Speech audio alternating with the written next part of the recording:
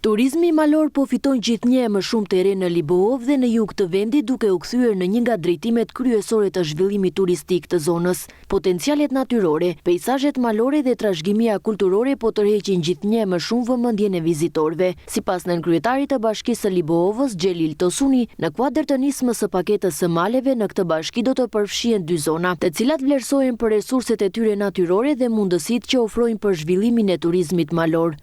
Përcaktuar vendet. Në Bashkinë e Liboovës kemi caktuar komplet të gjitha njësinë administrative zagorie, që të përfshihet e paketa e maleve.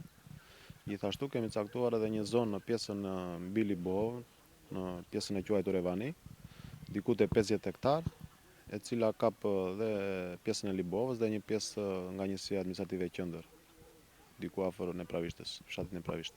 Paketa e maleve pritet të ketë një ndikim të rëndësishëm edhe për banorët që jetojnë në këto zona, duke krijuar mundësi të reja për zhvillim ekonomik, punësim dhe mbështetje të bizneseve lokale.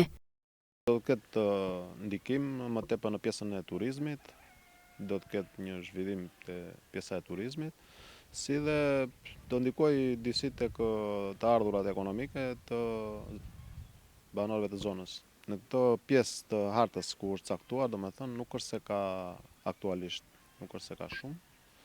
Mund të ketë disi pak në pjesën e zagories, po te kjo harta që kemi caktuar në Liboov nuk është se nuk ka asnjë investim për momentin.